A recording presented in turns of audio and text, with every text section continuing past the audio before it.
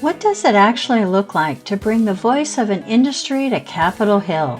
This trip to Washington, D.C. took me from congressional meetings and Senate offices to some of America's most historic institutions.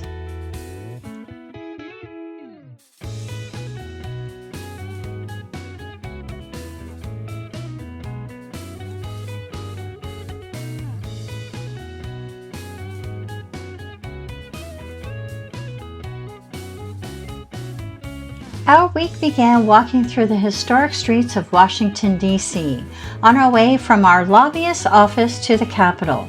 Every block reminded me just how much history and decision-making happen here every day. Representing the Home Furnishings Association, we came to meet directly with legislators and their staff to discuss the issues affecting retailers, employees, and consumers across the country.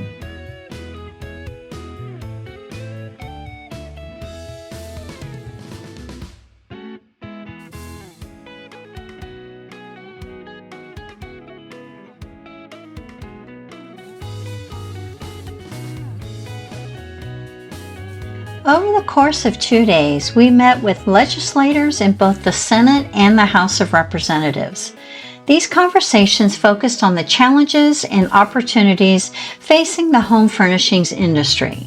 From tariff impact and economic pressures to policies affecting retailers and manufacturers, advocacy gives industries like ours the opportunity to bring real-world perspectives directly to lawmakers. One of the most interesting parts of the experience was seeing how much activity happens behind the scenes. The Capitol isn't just a landmark, it's a constant flow of meetings, discussions, and decisions happening every minute.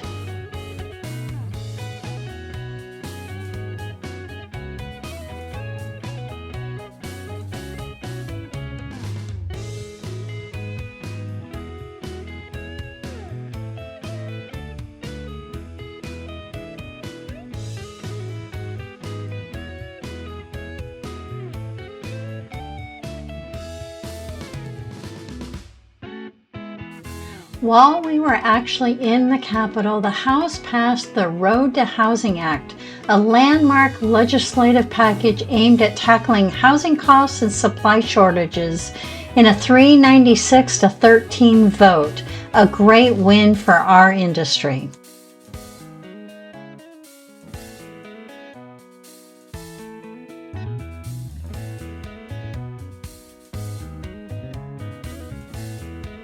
Standing outside the Capitol after a full day of meetings, it really puts things into perspective.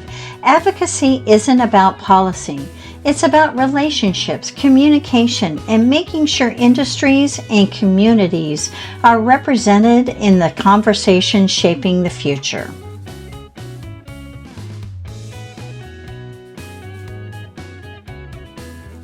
After the meetings wrapped up, I had an afternoon to explore DC on my own. First stop, the Supreme Court, one of the most recognizable symbols of the judicial branch in the United States. Seeing this institution in person gives you a completely different appreciation for how interconnected every part of government really is.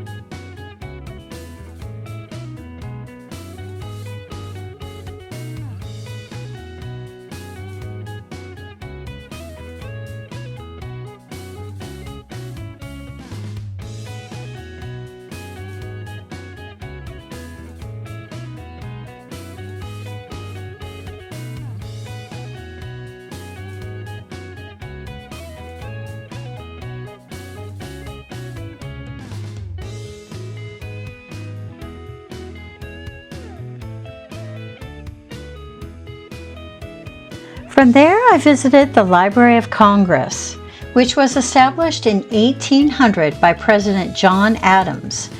And in 1815, Congress appropriated $23,000 to purchase Jefferson's collection of 6,487 books, thereby laying the foundation for a great national library, which today is the world's largest library.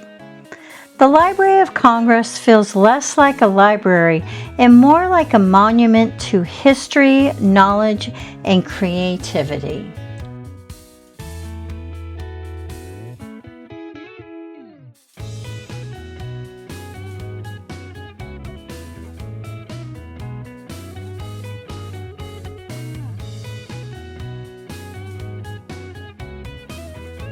I am a book lover, and I was intrigued by the different buildings and book rooms, and I was asking the docent so many questions that she convinced me to get my own library card so I could go explore on my own, and I did.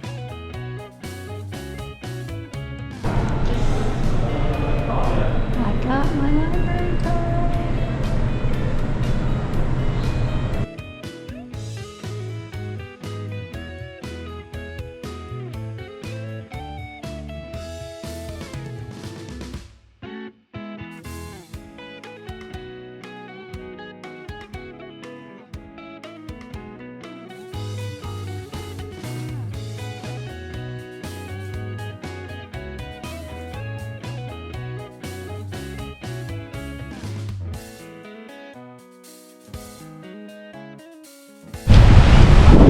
The U.S. Capitol, the Supreme Court, and the Library of Congress. Let the market person.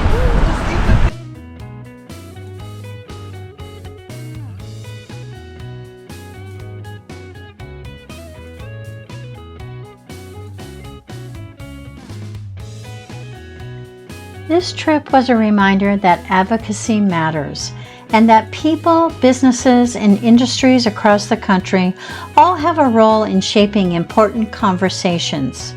And beyond the meetings and schedules, Washington, D.C. itself is an incredible place filled with history at every corner. Thanks for coming along for the experience.